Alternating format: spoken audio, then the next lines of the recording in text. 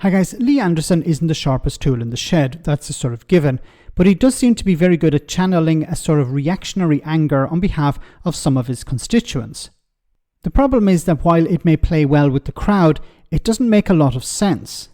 So he stood up in the House of Commons on Monday and asked Angela Rayner about nuisance tenants in social housing in Ashfield, and demanded that the government do something about it. However, there are a few problems with this.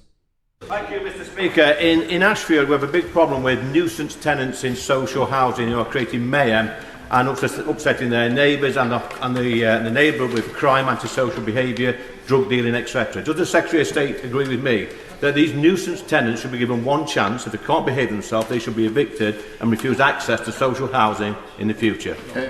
Secretary of State. Well, I agree with the honourable member about nuisance neighbours. We do need to do something about that, and that's why there's provisions that councils can take action on people who are nuisance neighbours, and they shouldn't be terrorising other people who are trying to live, nice lives. Okay, so on the surface, this sounds quite reasonable.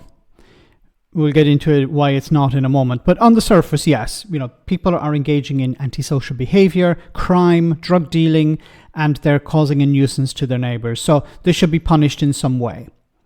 But the problem is these are people who are living in social housing. This is housing provided by the council.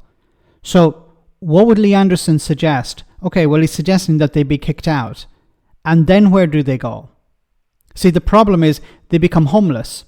And there's still an issue for the council. The council have to find homes for them. So you're moving them from one form of social housing to another eventually. How is that a solution?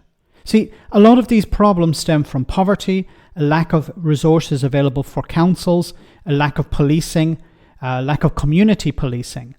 These are issues that have to be resolved. If you resolve those first, if you hire enough police officers, if you rebuild community relations between the police and the community, if you provide councils with the resources they need, then you won't end up with situations like this. But instead, the reaction is, well, let's just punish these people. I'm not saying they shouldn't be punished in some way if they're engaging in criminal behaviour or antisocial behaviour. That needs to be dealt with.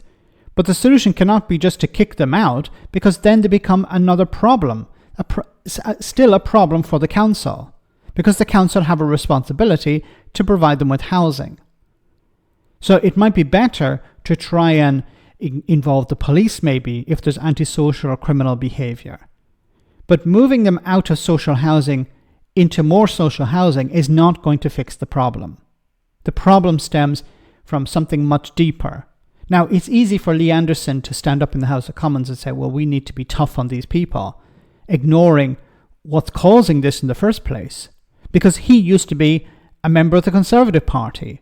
He voted for policies that would drive more poorer people into destitution, cutting benefits, punishing people who are struggling at the moment, exacerbating the cost of living crisis, cutting funding for councils, reducing the ability of councils to raise their own finance. These are policies that he supported as a Tory. Now he's a member of Reform UK. He can sit on the sidelines and say, look, you should be doing it this way or that way.